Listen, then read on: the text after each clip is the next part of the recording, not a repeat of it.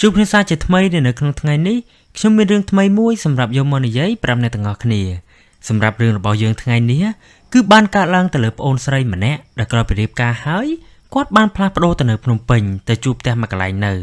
នៅផ្ទះជួលហ្នឹងមិនទាន់បានប្រមាណផងគាត់ក៏បានជួបរឿងចម្លែកជាច្រើននិយាយទៅគាត់នៅអត់សូវបានសុខទេដល់ថ្នាក់គាត់សម្រេចចិត្តប្រើថ្នាំងុយគេងដើម្បីគេចខ្មោចលងណាតែចង់បិដាថ្នាំទៀតក៏ជួយមិនបានដែរកាន់តែប្រើកាន់តែជួបហើយក្រៅពីរឿងផ្ទះជួលហ្នឹងក៏មានរឿងចម្លែកចំនួន2ទៀតដែលគាត់បានជួបក្រោយពីត្រឡប់មកពីភ្នំពេញវិញអូខេអញ្ចឹងចង់ដឹងថារឿងរ៉ាវរបស់ប្អូនស្រីម្នាក់នេះមានហេតុការណ៍ចម្លែកណាខ្លះបានកើតឡើងអញ្ចឹងដើម្បីកុំឲ្យខាតពេលតោះចូលទៅកាន់សាច់រឿងយើងទាំងអស់គ្នា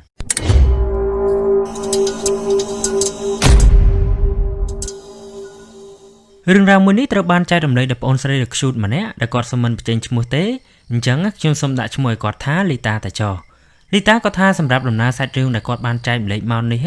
គឺជាសាច់រឿងដែលគាត់បានជួបបន្តកតុយគ្នាតែម្ដងហើយសុទ្ធតែជាសាច់រឿងចម្លែកខ្លាំងមែនទែនសម្រាប់ដើមទងនៃសាច់រឿងនេះគឺថាដំបូងឡើយនៅក្នុងឆ្នាំ2019លីតាគាត់បានស្រឡាញ់គ្នាជាមួយបរិសម្នាក់ដែលបើសិនជាគិតពីអាយុពួកគាត់ទាំងពីរហ្នឹងគឺមានគម្លាតគ្នាខ្ទង់10ឆ្នាំឯណោះហើយបន្ទាប់ពីមើលចិត្តគ្នាទៅវិញទៅមកបានរៀងយូរគួរសមដែរទីបំផុតពួកគាត់ក៏បានសម្រេចចិត្តរៀបការជាមួយគ្នាអញ្ចឹងក្រោយពីបានរៀបការហើយរួចរាល់លីតានិងប្តីក៏បានផ្លាស់ប្ដូរទីលំនៅពីខេត្តទៅនៅភ្នំពេញវិញដើម្បីរកការងារធ្វើទៅដំបូងឡើយហ្នឹងពីរអ្នកគាត់នឹងដើររកផ្ទះជួលដើម្បីស្នាក់នៅព្រោះតែនៅនោះគ្មានបងប្អូនណាដែលអាចឲ្យពួកគាត់នឹងសុំស្នាក់នៅជាមួយបានទេអញ្ចឹងនៅក្នុងថ្ងៃដំបូងហ្នឹងលីតានិងប្តីក៏បានជិះម៉ូតូឌុបឲ្យគេជូនទៅដើររកបន្ទប់ជួលជាច្រើនកន្លែងប៉ុន្តែពួកគាត់រកអត់បានមួយសោះដើររកមកព្រឹកហើយនៅតែរកមិនបានណាអញ្ចឹងពួកគាត់ក៏បានសម្រាកញ៉ាំបាយថ្ងៃសិនរហូតដល់រសៀលបន្តិចទើបពួកគាត់បានចេញទៅដើររកបន្តទៀតហើយរកពេលរសៀលហ្នឹងទីបំផុតពួកគាត់ក៏បានរកបន្ទប់ជួលបានមកកន្លែងគាត់ថាបន្ទប់ជួលដែលពួកគាត់រកបាននោះមិនធំហើយក៏មិនតូចទេទំហំប៉ុន្តែបន្ទប់គេជួលទូទៅដែលនៅខាងមុខគឺមានទ្វារមួយនិងប្អួយមួយហើយពេលដែលចូលទៅក្នុងទៅគឺឃើញមានបន្ទប់នៅជាន់ឡើងទឺមួយនៅខាងលើហើយមានចដាលដែកមួយសម្រាប់ឡើងទៅដើរទៅខាងក្រោយបន្តិចគឺឃើញមានផ្ទះបាយនិងបន្ទប់ទឹកហើយបដាហួសកន្លែងផ្ទះបាយនឹងបើកទ្វារទៅក្រោយទៅនឹងឃើញមានដីគេទុកចោលមកកន្លែងដុះព្រៃនឹងចិត្តហើយសុទ្ធតែដើមចេកតែមិនមែនស្រឡះណាអ្នកទាំងអស់គ្នាគឺថាដើមចេកក៏មានព្រៃក៏មានអាហ្នឹងគឺជាផ្នែកខាងក្រោយតែបើថាផ្នែកខាងមុខវិញគឺមានផ្លូវនិងមានផ្ទះគេជួលមកល្វែងទៀតនៅទល់មុខគ្នាដែរអញ្ចឹងវាអត់សូវស្ងាត់ប្រហែលទេងាកមកនិយាយពីលីតានិងប្តីរបស់គាត់វិញគាត់ថាក្រោយពីពួកគាត់រកផ្ទះជួលបានហើយនិងនៅផ្ទះជួលនឹងបាន2ថ្ងៃក្រោយមកពួកគាត់ក៏ចាប់ផ្ដើមទៅដាក់ពាក្យរកការងារធ្វើ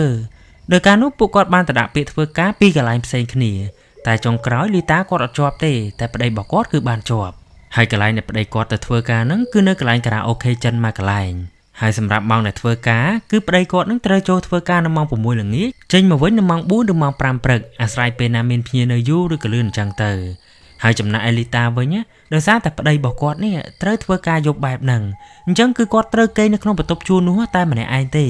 េសំខាន់នៅម្នាក់ឯងអញ្ចឹងហើយគាត់អត់មានទូរស័ព្ទប្រើទៀតត្រង់ចំណុចហ្នឹងគាត់ថាការដែលគាត់អត់ទូរស័ព្ទប្រើហ្នឹងមិនដោយសារតែគាត់អត់មានលទ្ធភាពទិញបានទេប៉ុន្តែប្តីរបស់គាត់មកឲ្យទិញប្រើដោយសារតែប្តីរបស់គាត់ហ្នឹងប្រច័ណ្ឌណាព្រោះថាកម្រិតអាយុពួកគាត់ទាំងពីរនេះនឹង10ឆ្នាំឯណោះអញ្ចឹងហើយខាងប្រុសគាត់ចេះតែបារម្ភអីអញ្ចឹងទៅអាហ្នឹងជារឿងធម្មតាទ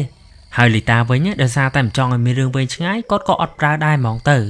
លីតាគាត់ក៏បានបញ្ជាក់ថាអញ្ចេះបន្ទប់ជួលគាត់នៅហ្នឹងទោះបីជាមានជាន់ឡើងទឺនៅខាងលើអាចធ្វើជាបន្ទប់គេងបានមែនប៉ុន្តែគាត់អត់គេងនៅខាងលើទេដោយសារតែគេងនៅខាងលើទៅពិបាកពេលព្រឹកឡើងប្តីគាត់ត្រឡប់មកវិញគាត់នឹងពិបាកឡើងចុះហើយអ្វីដែលពិបាកមួយទៀតហ្នឹងគឺដូចដែលបានបញ្ជាក់ពីខាងលើអញ្ចឹងលីតាគាត់អត់មានទូរស័ព្ទប្រើទេបើសិនជាគាត់គេងនៅខាងលើខ្លាចប្តីគាត់ស្រែកហៅទៅមិនលឺអញ្ចឹងគាត់ក៏សម្រេចចិត្តគេងនៅខាងក្រោមតែម្ដងទៅហ្នឹងហើយអញ្ចឹងចាប់ផ្ដើមនៅយប់ដំបូងពេលដែលប្តីគាត់ទៅធ្វើការបាត់ហ្នឹងលីតាគាត់ក៏គេងនៅក្នុងបន្ទប់ហ្នឹងតែម្នាក់ឯងហើយគេងពីក្បាលប្រឡប់អត់មានរឿងអីទេតែដល់គេងដល់ម៉ោងប្រហែលជាមួយយប់អាហ្នឹងគាត់ស្មានណាព្រោះថាគាត់អត់មានទូរស័ព្ទមើលម៉ោងឡើយអញ្ចឹងអាចថាខ្ទង់ម៉ោង12ឬម៉ោង1យប់អីហ្នឹងឯងដល់គាត់កំពុងតែគេងសុកស្រាប់តែគាត់បានឮសំឡេងមនុស្សប្រុសម្នាក់បានស្រែកហៅឈ្មោះគាត់នៅខាងក្នុងបន្ទប់ហ្នឹងហើយគាត់ថាគាត់ឮច្បាស់ខ្លាំងមែនទែនឮអញ្ចឹងភ្លាមលីតាក៏បានក្រោកដើរមើលនៅក្នុងបន្ទប់ខ្លាចក្រែងមាននរណាលួចចូលមកណាប៉ុន្តែដើរមើលហើយអត់ឃើញមាននរណាទេដល់ពេលឃើញមាននរណាអញ្ចឹងគាត់ចាប់ផ្ដើមខ្លាចខ្លាំងមែនទែនព្រោះតែកំពុងតែនៅក្នុងបន្ទប់តែម្នាក់ឯងផងហើយពេលហ្នឹងគាត់ក៏ខំព្យាយាមសង្ងំគេងទៅវិញទៅលុះដល់ព្រឹកឡើងម៉ោងប្រហែលជា5ប្តីគាត់ក៏ត្រឡប់មកវិញហើយរឿងដែលគាត់បានឮការប្រយុទ្ធមិញហ្នឹងគាត់ក៏មិនបាននិយាយប្រាប់ប្តីគាត់ឲ្យបានដឹងដែរអ ចឹងចូលមកដល់ថ្ងៃទី2ដោយសារតែខ្លាចបានលឺអ្វីដែលមិនចង់លឺទៀតណាលីតាក៏បានសម្រេចចិត្តទៅទិញថ្នាំងុយគេងយមលេបដើម្បីឲ្យគេងលក់បាត់ទៅកុំឲ្យបានជួបអីទៀតហើយនៅក្នុងយប់ទី2ហ្នឹងគាត់ថានៅម៉ោងប្រហែលជា10អីគាត់ក៏បានលេបថ្នាំហើយគាត់ក៏បានចូលគេងទៅហើយក្រោយពីលេបថ្នាំហើយមានអីលេបហើយគាត់ក៏ងុយគេងហើយក៏គេងលក់ជាធម្មតាប៉ុន្តែវាចម្លែកត្រង់ថាពីក្បាលល្ងាចគាត់គេងលក់ស្រួលណាស់តែដល់យប់បន្តិចប្រហែលជាម៉ោងដដែលដូចយប់ទី1អញ្ចឹងពេលហ្នឹងកំពុងតែគេងគាត់ក៏ភ្ញាក់ដឹងខ្លួនឡើងហើយលើកនេះអត់មានឮសំឡេងដូចមុនទេគឺគាត់បានឃើញច្បាស់តែម្ដងហើយអ្នកទាំងអស់គ្នាដឹងតែគាត់បានឃើញអីអត់ពេលហ្នឹងលីតាគាត់បានមើលទៅកន្លែងចដាឡើងតជន់ឡើងទឿទៅគឺគាត់បានឃើញយាយចាស់ម្នាក់កំពុងតែអង្គុយនៅលើកាំចដាខាងក្រោមដោយមុខយាយម្នាក់ហ្នឹងឡើងជ្រួញភ្នែកឡើងសស្លែតអត់មានខ្មៅដូចមនុស្សយើងធម្មតាទេហើយសក់វិញមិនបាច់និយាយទេគឺថាសក់ឡើងកត្រងរើងហើយនឹងអង្គុយចំហមាត់ចំកន្លែងចដាហ្នឹងតែម្ដងគ្រាន់តែឃើញចឹងភ្លាមលីតាគាត់កាំងខ្លាំងមែនទែនហើយពេលកំពុងតែកាំងហ្នឹងគាត់ក៏បានក្លេភ្នែកមើលទៅជន់ឡើងទឿនៅខាងលើស្រាប់តែមើលទៅក៏ឃើញម្នាក់ទៀតដោយម្នាក់នៅខាងលើហ្នឹងគឺជាមនុស្សប្រុសរាងក្មេងដែរទេគ្រាន់ថាភ្នែករបស់វាគឺដូចភ្នែកយាយដែលនៅខាងក្រោមអញ្ចឹងពេលហ្នឹងលីតាគាត់នៅកាំងនៅលើគ្រែហ្នឹងឯងគាត់ក្រោករត់ក៏ក្រោកមិនរួចស្រែកក៏ស្រែកមិនចេញបានត្រឹមតែអង្គុយបិទភ្នែកសូត្រធម៌ក្នុងចិត្តនឹកដល់កូនម៉ែកូនឪអីអស់ហើយនៅពេលនោះហើយក៏ថាក្រោយពីគាត់បានសូត្រធម៌បែបហ្នឹងបានមកស្ទុះក្រោយមកពេលដែលបើកភ្នែកឡើងវិញទៅក៏បាត់លេងឃើញពីអ្នកនឹងទៀតហើយក្រោយពីបាត់ពួកគេវិញអញ្ចឹងទើបគាត់អាចកម្រើកខ្លួនឯងវិញបានក្រោយពីបានជួបរឿងនឹងហើយលីតាគាត់នៅតែលាក់មិនហ៊ាននិយាយរឿងនឹងប្រាប់ប្តីគាត់ឲ្យបានដឹងទេព្រោះតែគាត់ខ្លាចថាប្រាប់ទៅប្តីគាត់មិនជឿអញ្ចឹងក្រោយពីបានឃើញឈុតធំនឹងម្ដងហើយស្អែកឡើងក៏ស្ងាត់លីតាក៏អត់បានឃើញអីទាំងអស់និយាយទៅគេធ្វើឲ្យយើងគិតថាគេឈប់មករករឿងយើងទៀតហើយតែមានណាគ្រប់យ៉ាងគ្រាន់តែជាការបោកប្រាស់តែប៉ុណ្ណោះដោយបាន3ថ្ងៃក្រោយមកលីតាក៏បានជួបរឿងចម្លែកម្ដងទៀតយប់នឹងដូចរាល់ដងអញ្ចឹងមុនចូលគេងគាត់បានលេបថ្នាំងុយគេងដើម្បីកុំឲ្យខ្លាចហើយយប់នឹងពីប្រលប់គាត់គេងលក់ស្រួលណាស់តែគេងដល់ម៉ោងប្រហែលជាមួយយប់គាត់ក៏បានឮសំឡេងគោះទ្វារពីខាងក្រៅមកឮអញ្ចឹងគាត់ក៏បានភ្ញាក់ដឹងខ្លួនឡើងគិតថាប្រហែលជាប្តីគាត់ត្រឡប់មកវិញហើយប៉ុន្តែវាចម្លែកត្រង់ថារាល់ដងប្តីគាត់មកគោះប្អួយតើមិនបានថ្ងៃហ្នឹងគាត់មកគោះទ្វារទៅវិញដល់វាចម្លែកអញ្ចឹងលីតាគាត់អត់ទាន់ហ៊ានក្រោកចេញពីលើគ្រែទេគាត់នៅសង្ងំនៅលើគ្រែស្ដាប់សិនព្រោះតែខ្លាចជាចោលអីហ៎ហើយគ្មានទេគាត់ថាដំបងឡើយសំឡេងនោះវាគោះធម្មតាដូចយើងគោះទ្វារទូទៅអញ្ចឹងតែដល់បានមកស្ទុះក្រោយមកស្រាប់តែសំឡេងគោះតិចហ្នឹងក៏ប្រែទៅជាសំឡេងដំទ្វារយកទូងហាក់ដូចជាម្នាក់ដែលគោះហ្នឹងកំពុងតែព្យាយាមទម្លុះទ្វារចូលមកអញ្ចឹងពេលហ្នឹងលីតាគាត់ភ័យខ្លាំងមែនទែនព្រោះតែកំពុងតែនៅតែម្នាក់ឯងផងហើយពេលហ្នឹងគាត់មិនបានគិតដល់រឿងខ្មោចរឿងអីទេគឺពេលនោះគាត់គិតថាប្រហែលជាមានចោរឬក៏មនុស្សបែកថ្នាំមកពីណាចង់មករករឿងឬក៏លួចរបស់អីហើយគិតអញ្ចឹងហើយគាត់ក៏សម្រួលអារម្មណ៍ហើយក៏ក្រោកដើរលបយឺតពីលើគ្រែសម្ដៅទៅកន្លែងប្អួយដើម្បីអាចមើលទៅក្រៅព្រោះថាកន្លែងប្អួយហ្នឹងគឺមានប្រឡោះតូចមួយអាចមើលទៅក្រៅបានហ្នឹងហើយពេលហ្នឹងគាត់បានដើរយឺតមួយអត់ឲ្យលឺសំឡេងសម្រាប់ជើងទ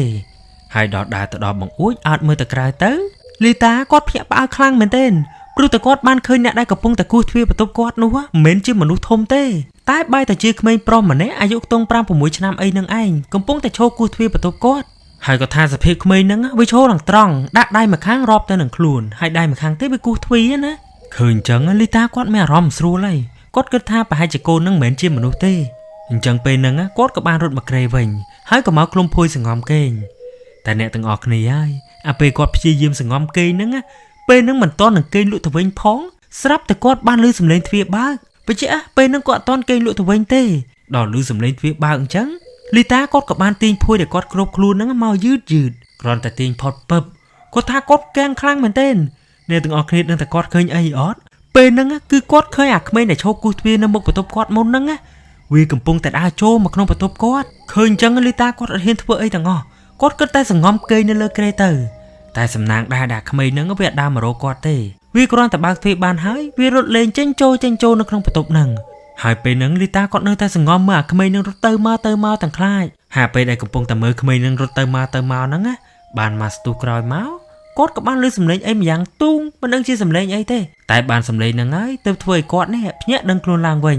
ញអញ្ចឹងពេលដែលដឹងខ្លួនឡើងវិញហ្នឹងគាត់បានមើលទៅទ្វារបន្ទប់គាត់ទៅទើបឃើញថាតាមពិតទ្វារបន្ទប់គាត់ហ្នឹងបិទធម្មតាទេ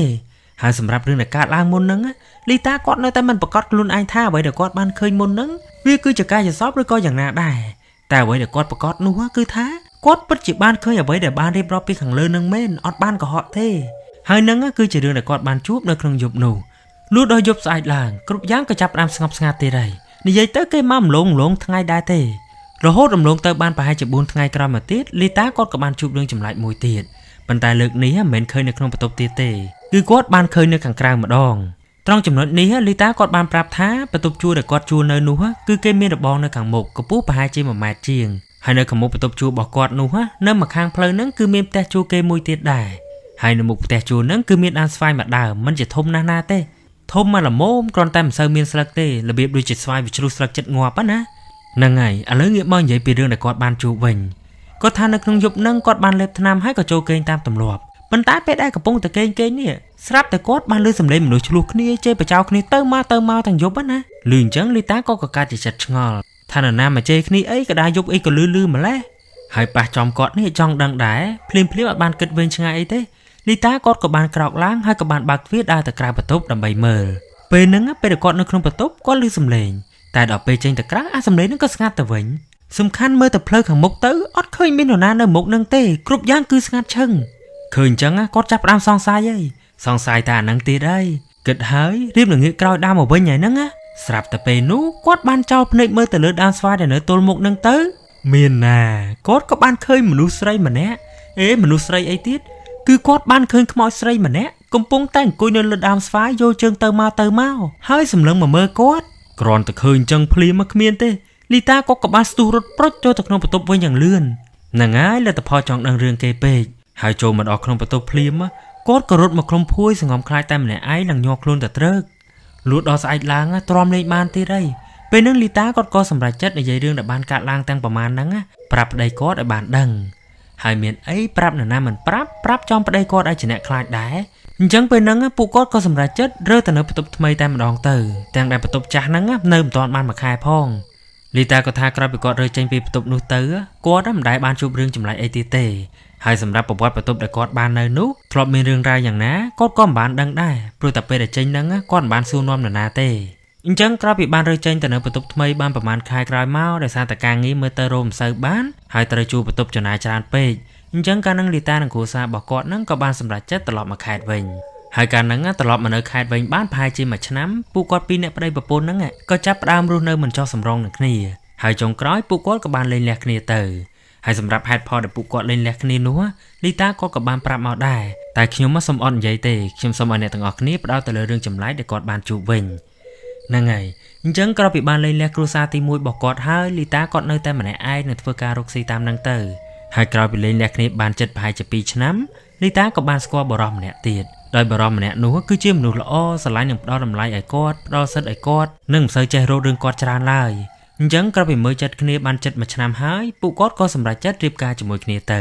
ៅរៀបការហើយលើកនេះពួកគាត់នៅធ្វើការនៅខេត្តជាមួយគ្នាអត់បានឡើងទៅភ្នំពេញទៀតទេតទៅទៀតខ្ញុំសូមដាក់ឈ្មោះឲ្យគ្រួសារថ្មីរបស់គាត់ថាបង្គោលតាចោះអញ្ចឹងរហូតដល់ថ្ងៃមួយលីតាក៏ថានៅថ្ងៃហ្នឹងគាត់កំពុងតែធ្វើការសុកបង្គោលក៏បានខំមកប្រាប់គាត់ថាម្ដាយរបស់មិត្តភក្តិរបស់គាត់នេះបានស្លាប់អញ្ចឹងនៅក្នុងយប់ហ្នឹងពួកគាត់ត្រូវទៅចូលរួមកម្មវិធីបុណ្យនឹងត្រូវទៅកំដរបនផងព្រោះតែថ្ងៃម្នាក់សុទ្ធតែរវល់ការងារអញ្ចឹងមានតែឆ្លៀតទៅពេលយប់នឹងឯងហ្នឹងហើយអញ្ចឹងការរំលងមកដល់យប់តែម្ដងទៅពេលហ្នឹងចាំបានម៉ោងប្រហែលជា9យប់លីតានិងបង្គោលក៏បានជិះម៉ូតូទៅកន្លែងបុណ្យហើយបច្ចេកម៉ូតូដែលពួកគាត់ជិះទៅហ្នឹងគឺជាប្រភេទម៉ូតូធំអញ្ចឹងនៅក្នុងយប់ហ្នឹងពួកគាត់ក៏បានជិះចេញទៅដល់ផ្ទះសពដែលត្រូវទៅចូលរួមកម្មវិធីបុណ្យហ្នឹងគឺនៅក្នុងភូមិមួយដែលត្រូវជិះចុះពីផ្លូវធំទៅរៀងឆ្ងាយគួរសមដែរអញ្ចឹងជិះទៅមុខរហូតទៅពេលដែលទៅដល់ផ្លូវបត់ពួកគាត់ក៏បានបត់ម៉ូតូចូលទៅនិយាយពីផ្លូវដែលចូលទៅហ្នឹងគឺថាឡើងស្ងាត់ជ្រាបអត់មានផ្ទះអ្នកភូមិនៅសងខាងទេជិះទៅឮតែសំឡេងចង្រិតយំហើយនឹងសំឡេងស្មូតល្វើយស្ដាប់ទៅរឿងព្រឺតិចដែរហើយចូលបានរៀងឆ្ងាយបន្តិចមើលទៅត្រង់ទៅក៏ឃើញមានភ្លើងមែនគេលើកនៅជិតផ្លូវអញ្ចឹងមានន័យថាចិត្តទៅដល់ហើយហើយពេលដែលជិះចិត្តទៅដល់ហ្នឹងគឺថាពួកគាត់ត្រូវជិះកាត់គុណរស័យមកកន្លែងហើយកន្លែងហ្នឹងគឺថាពិសេសហ្មងតែពេលដែលទៅហ្នឹងគឺគ្រប់យ៉ាងធម្មតាអត់មានអីទេអញ្ចឹងពេលដែលទៅដល់រោងបុណ្យពួកគាត់ក៏បានទៅអុជធូបបន្ទាប់មកក៏មកអង្គុយញ៉ាំតែកំដររោងបុណ្យកុំឲ្យស្ងាត់ណានៅកំដររោងបុណ្យហ្នឹងរហូតដល់ម៉ោងប្រហែលជា11យប់ដោយសារតែផ្លូវរឿងឆ្ងាយដែរហើយណាមួយក៏ងុយគេងផងអញ្ចឹងពេលហ្នឹងលីតាក៏បានទៅប្រមូលបង្គោលទៅលាម្ចាស់កម្មវិធីបុណ្យហើយពួកគាត់ក៏នាំគ្នាជិះចេញមកផ្ទះវិញទៅពេលដែលចេញមកវិញហ្នឹងគាត់ថាតាមផ្លូវស្ងាត់គុណនឹងពីរជីរហូតមកដល់កន្លែងគុំម្ស័យមុនហ្នឹងលីតាគាត់បានក្លែកមើលទៅចំហៀងផ្លូវទៅគាត់ក៏បានឃើញមនុស្ស2នាក់ប្រុសម្នាក់ស្រីម្នាក់កំពុងទៅដើរតាមផ្លូវទិសដៅគឺប្រចាំផ្លូវដែលពួកគាត់កំពុងជិះ ở thì ta phụ quạt chỉ từ lấy pin nè nó cứ đa tất cả chẳng từ nâng ngày cứ bị chặt ní bài nâng hai bên nâng Lita có cả ban khơi mục một pin nè nâng đài bên tai mục ngọt phụ kế thoa mặt đá ọt miên ấy của chạp ròm tề hai cái lệnh mơ còi không pin nè nâng tới có khơi miên sky po so mà ba tiết công pống tại đa tam bị còi là việc đôi chỉ sky về đa tam mà chán á chẳng phải để khơi bài nâng Lita còn bán cân event chẳng ai thếพื่อแต่กอดก็ท่าไปให้จีปุกอดดามาปีนายให้บังโก้กอดก็จิ้มมาโตตะมกจะทอมมาดาได้จีละโหตะดอเพลทมเพลนึงมีแต่หน้าภูมิหนึ่งมีเพลิงตามเพลไว้ไงให้เป็นนางเอ้ยเติบลิตาเนี่ยกอดบานสู้บังโก้ท่าจีกัดกลายกุมมาใส่เหมือนนั่งเป็นเคยมนุษย์ดาออดไปเจ้าเป็นนั่งลิตากอดสู้บังโก้เลยในใบกุมอสงัดไปแต่ปนอให้ดอลือลิตาสู้จังบังโก้ก็ชลายอย่างทอมมาดาถ้าเคยนี่ยังจังหายบังโก้กับบานสู้ลิตายังจำไรท่าอนไอก็ทำเหมือนจีมนุษย์เหม็นกรอนตะลือจังเพลียมลิตาก็หลังเพียบเปิดด้วยกอดกระสู้ท้าไม่บันเตอร์สู้จังบ้าเหม็นมนุษย์จะไอ้เว้นจังเป็นนั่งบังโก้กอดก้อมตอนใหญ่ไอ้ได้กอดก็แต่จีตะมุกไปต่อเตอละโหตะดอบแต่บานบังโก้เนี่ยกอดบ้านปราบลิตาท้ามนุษย์ปีเนี่ยดากัดกลายกุมมาใส่มนนั่งคือเมียนมันเนี่ยเชิงดาวดอลไลเต้เขาก็ทำมุกปีเนี่ยนั่งมุกปุวีคือโซตะชิมคือโดยจิปุวีนั่งเติบแต่ดวงโตหาจังสำคัญบัดถาปีเนี่ยนั่งขโมยกับขโมยแต่จ่อสมใบแต่อาจจะกลายดาตามาจ้าเวียนึงคลุ้นบ่เวียก็ได้ลายแย่ย่อยได้กรอนตะลือจังเพลียมลิตากอดคลายดังยมตัวใบจะกอดนี่บ้านเคยรูปเนี่ยเกราะโดยได้บังโกบ้านเคยก็ได้แต่กอดทลบจูการในพนมเปิงจังกรอนตะลือเรื่องแบบนึงคือกอดคลายโยตายมาดองให้ก็ท่านแจ้ก็แต่ซาบังโกนะกอดเคยจะบัสได้ใจจังหายกอดในแต่ตัวบารอมบานจิ้มมาโตโหดมาดอกแต่นี่ลิตาก็ทำบัสเซนจิกอดจิ้มมาโตแต่มันในไอ้เนี่ยบักเคยได้ใจจังเดินแต่กอดรัสลอบจะมุ้ยมาโตนั่งมองให้นั่งคือจะเรื่องแต่กอดบานจูบในทั้งไงแต่เตอกับดอซอฟมัดแพร่บังโกพอไปเรื่องนั้นดอกกันร้องเตอเรื่องยูกูซ้อมได้ลิตากอดคันจูบเรื่องจังยูได้เติมแต่ชนะมุนทำไมเนี่ยกอดกับบานจูบเรื่องมาดองเตียดหายการนั่งตามจำบ้านวิคือจะทั้งไงซานกับบาตึกทอมมาด้านทั้งไงนั่งปูกอดทัวร์กายจะทอมมาด้าเต้ปันตายแต่ซานแต่จอบไซน์นะปูกอดกับบานอาชบับในกลางทัวร์กายมาทั้งไงทั้งปีเนี่ยตามมาดองหายทั้งไงนั่งปูกอดซานไปพรึกหายรุยร้อนปูกอดก็เชื่อตะเลงไปเล่นพอทับไปขายแต่ปูกอดรูเนอจีตะไปเล่นเตอจำนายไปตรงแต่มามองกันละไอ้คือตะดอไหลหายการแต่ปูกอดเตอนั่งเหม็นจีลานเต้ในต่างออกนี่คือปูกอดจีมาโตทมเตอต่างปีเนี่ยได้เลยแบบสวีทแบบซองเปรย์เนี่ยนะจังไปได้ตะดอไปเล่นนะปูกอดกับบานโจตะเลงตะแคร์ลางพนมยาดประตอบมอกับจีแต่ฉลองพรมด้านแต่เต็งไอ้ยำใหญ่เตอสบายคลั่งเหมือนเต้นหายเนื้อดาเลยเนื้อหนังเราโหดเรามองผมมวยเจียงโดยกระตาคลายมาดอแต่ไว้นั่งยบเจอจังปูกอดก็ปบุกเนี่ยตลอดมาเว้งเพื่อแต่สายนั่งเตอเพื่อการไปเปิดพองจังเป็นนังเป็นแต่โฮบไอ้หลังงี้ให้ปูกอดกับน้องนี่จีเจนไปฉลองพรมด้านนั่งมาใบเมาจีเจนเป็นนุ่งเมาเราโหดมาดอเพลมวยแต่จีเพลใบจีปีบาสันจียังบอสดามเตอคือโจตะกรงไปเล่นเว้งแต่ไปยังบอสเฟ้งคือเตอแต่เพลเวียงกรงหายการนั่งแต่ซาแต่จองสะเพลทำไมนั่งแต่ใบสกอเพลทำไมพ้องปูกอดกับบานบอสเฟ้งให้จีละโหดแต่ดอรวงมูลมากระไรตามจำอันกระไรนั่งคือเมียนรูปโกดอกระไรวงมูลนั่งปูกอดกับบานชุบมาโตสันแต่ใบชายเมื่อเพลปะต่อเมื่อให้ปูกอดก็เคยเพลมุดโดยจีตะนงหายแผนตีเว็บบานประหารแต่จัดจังเกยังปูกอดก็สำหรับจัดจีตามเพลนังเตอจีเตอแต่บงตามเพลคือมีแต่เกยไอทอมบดาเต้แต่ดอกจีบานมาเพนตีกลอยเมาส์สลับแต่เลยมีแต่หน้าภูมิบดอยยัยเตอตามเพลคือสงัดเชิงซองข้างสไตล์จีได้จากกาจีเตอบานใบบุญกับโลบานมีแต่มวยให้จมกาตีได้นี่ก็ท่าสำนักได้มาโตดมีปัญหาไอ้แต่เห็นใบกองหรือกับโคไอ้มันเดินจะโรเชียงเนินหน้าบานเต้ให้เป็นนั่งปูกอดก็แต่จีแต่มกเตอก็แต่ดอกลายเพลไก่มากระไรเพลนั่งวิคือจะเพลเก่าใต้เก่าคลั่งเหมือนเต้นเก่าหลังจ้องโดยเพลซอแต่ให้จีแต่ดอกลายนั่งหายเมื่อแต่เลือเพลเตอลิตากอดกับบ้านเคยกับนูซอเนินเลือเพลระเบียบโดยจะเติมมีหนาเมนกรุธาอันจังเป็นนั่งปูกอดกับจีหัวเตี้ยเติมบ้านควอลไอจานเต้ให้จีหัวเพลไก่นั่งบ้านไปให้จีมากระโหลดได้สลับแต่ปูกอดบ้านเคยไม่โปรปีเนี้ยกระปงแต่ดาตามเพลเคยจังลิตาก็เรียงปรองได้เพราะแต่กอดรัดทรอบเคยเลือกมุนมาดองไงแต่ตอนเกิดไอเวนช่างไงเต้กรอนแต่ลุยเกิดขนมจัดท้าเนื่อหมดอมนั่งโดยเจียดเคยมีแต่หน้าภูมิเต้ให้ปุกเมย์นั่งไปน้องเพลิดดาวแต่หน้าบ่เมย์จะหลังเงินได้นั่งให้ไปแต่ปุกก็กระปงจะจิ้มมาโตนั่งคือทำไม่เบี้ยปลบไปในต่างงอกนี่ประธานก่อนทำเป็นเนื้อพลื้มมาละมุมมาไอเมื่อเพลเคยบ้านหายชงอนจังหายไปได้มาโตปุกก็รัดชิดจัดดอกเมย์ปีเนนูเตอเมย์ปีเนนั่งไปกระชบให้เงี้ยมาเมื่อมาโตกอดนะไปนั่งบังโกกอดร้อนมาถ่าแต่มาโตเนื้อแต่ตะมกให้ไปนั่งลิตาก็กับบ้านเงี้ยมากเมย์ปีเนนูได้ให้ก็เคยท้าปูเวปีเนี่ยนั่งวินาทีโชว์เมื่อปูกอดอัดดับในเตะระเบียบด้วยจิตเมย์ได้เคยมาโตทมบิมนจังให้เป็นนั่งลิตาก็ก้อมบ้านสู้บังโกเรื่องแต่กอดพญามนนั่งได้เดี๋ยวซาแต่ระโวชงอนหนักเมย์ปีเนี่ยมนนั่งอ๋อ ចឹងពេលនឹងពួកគាត់ក៏ជិះហួសកន្លែងនឹងបានប្រហែលជា1គីឡូដីទៅពួកគាត់ក៏ឃើញមានតូបចាប់ហួយមួយនៅខាងឆ្វេងដៃឃើញចឹងបង្គោលក៏បានបត់ម៉ូតូចូលដើម្បីសម្រាប់ម៉ូតូផងនិងទិញទឹកញ៉ាំផងហើយនៅកន្លែងលក់ចាប់ហួយហ្នឹងគេមានជាធុងក្លាសេមានដាក់ភេសជ្ជៈនៅខាងមុខហ្នឹងណាអញ្ចឹងពេលហ្នឹងលីតាក៏បានដើរទៅបើកធុងហ្នឹងដើម្បីរកមើលទឹកហើយពេលដែលកំពុងតែរៀបរកទឹកនៅក្នុងធុងហ្នឹងសុកស្រាប់តែគាត់បានឮមិញអ្នកលក់និងមិញពីរម្នាក់ទៀតនិយាយគ្នាថាអាណិតអាអូនពីរនាក់នឹងដល់ហើយមិនដឹងជាវាជីមិនបានទៅជាអញ្ចឹងឮថាម៉ែវានៅថៃទៀតមិនដឹងជាមកតន់អត់ទេដល់ឮមិញនិយាយអញ្ចឹងលីតាគាត់ក៏បានយកទឹកបានហើយគាត់ក៏សួរមិញថាណាគេកាត់អីមែនមិញពេលនោះមិញអ្នកលក់ក៏បាននិយាយថាក្មួយឯងជិះមកពីផ្លូវកោងនោះមិញមានឃើញកនោះលើផ្លូវអត់ឮអញ្ចឹងគាត់ក៏ថាឃើញហ្នឹងហើយដល់ឮគាត់និយាយអញ្ចឹងមិញនោះក៏បាននិយាយថាកនោះហ្នឹងគឺជាកនោះគ្រោះថ្នាក់ចរាចរណ៍ពីល្ងាចមិញហ្នឹងខ្ទង់ម៉ោងប្រហែលជា4មានក្មេង2នាក់បានជិះម៉ូតូដប់គ្នាហើយមិនដឹងជាវាជិះមិនវាទេវាក៏បានដួលចូលទៅក្នុងឡានដឹកដីឡានកិនស្លាប់ទាំងពីរនាក់បងប្អូននឹងតែម្ដងគ្រាន់តែឮមិញហ្នឹងនិយាយអញ្ចឹងភ្លាមលីតាគាត់ឡើងទុនដៃទុនជើងអស់ហើយអាណិតក៏អាណិតខ្លាចក៏ខ្លាចព្រោះតែពួកគាត់ត្រូវជិះម៉ូតូផ្លូវឆ្ងាយផងហើយត្រូវមកលើរឿងបែបហ្នឹងហើយគាត់សង្ស័យណាសង្ស័យតែអាក្មេង2នាក់ដែលគាត់បានឃើញមុនហ្នឹងប្រហែលជាអា2នាក់ដែលឡានកិនស្លាប់ហ្នឹងហើយគិតអញ្ចឹងហើយលីតាគាត់យំយោតែម្ដងហើយបានមិញអ្នកលក់នៅបង្គោលគាត់លួងណាបានគាត់សម្រួលអារម្មណ៍វិញរួចពួកគាត់ក៏នាំគ្នាជិះម៉ូតូបន្តទៅទៀតទៅតាមផ្លូវចេញពីកន្លែងទិញទឹកហ្នឹងទៅគឺថាស្ងាត់ខ្លាំងមែនទែនអត់សូវមានផ្ទះនៅភូមិទេប៉ុន្តែវាក៏សំឡាងព្រោះតែគាត់អត់មានបញ្ហាអីទៀតទេចុងក្រោយពួកគាត់ក៏បានទៅដល់ផ្ទះដោយសុវត្ថិភាពហើយយប់ហ្នឹងដោយសារតែដើរលេងហត់ពីថ្ងៃផងពួកគាត់នឹងអត់បាននៅនិយាយគ្នាអីច្រើនទេងូតទឹកហើយក៏នាំគ្នាចូលគេងទៅរហូតដល់ព្រឹកឡើងពេលដែលក្រោយពីព្រឹកពួកគាត់ក៏បានមកអង្គុយហូបបាយព្រឹកជុំគ្នាកំពុងតែហូបនេះបង្គោលក៏បាននិយាយប្រាប់លីតាថាអាក្មេង2នាក់ដែលគាត់ឃើញដើរប្រយុទ្ធមិញហ្នឹងគាត់ដឹងថាពួកវាជាខ្មោចតាំងតែពីដើមមកម្លេះតែគាត់មិននិយាយឬបង្គោលនិយាយអញ្ចឹងលីតាគាត់ឡើងភ្ញាក់ព្រឺតរួចគាត់ក៏សួរថាឃើញមិនពេលហ្នឹងបង្គោលក៏បានរៀបរាប់ថាពេលដែលគាត់ឃើញអា2នាក់ហ្នឹងដើរពីចង្ងាយគឺគាត់ឃើញ2នាក់ហ្នឹងដើរអត់មានជើងទេហើយពេលដែលជិះម៉ូតូទៅដល់ពួកវាពេលដែលពួកវាងាកមកហ្នឹងគឺថាមុខពួកវាមើលគ្មានយល់ទេអាមួយមុខសតតែឈាមហើយមួយទៀតក្បាលវាក៏ពិតមកជាហៀងយកគ្នាតែម្ដងគ្រាន់តែឮបង្គោលនិយាយអញ្ចឹងភ្លាមលីតាគាត់ឡើងញ័រសាច់អស់ហើយហូបបាយលេងឆ្ងាញ់បដ ாய் នេះគាត់ថាសំណាងហើយដែលគាត់ឃើញជាទម្រង់មនុស្សធម្មតាបើសិនជាគាត់បានឃើញដោយអ្វីដែលបង្គោលបាននិយាយមុនហ្នឹងមិនដឹងជាគាត់ស្លាប់នៅលើម៉ូតូផងក៏មិនដឹងហើយលើកនេះគាត់សរសើរប្តីគាត់ទៀតហើយដែលប្តីគាត់នេះឃើញអញ្ចឹងហើយគាត់នៅតាំងអារម្មណ៍ជិះម៉ូតូរហូតមកដល់ផ្ទះណាហើយបើសិនជាគាត់វិញ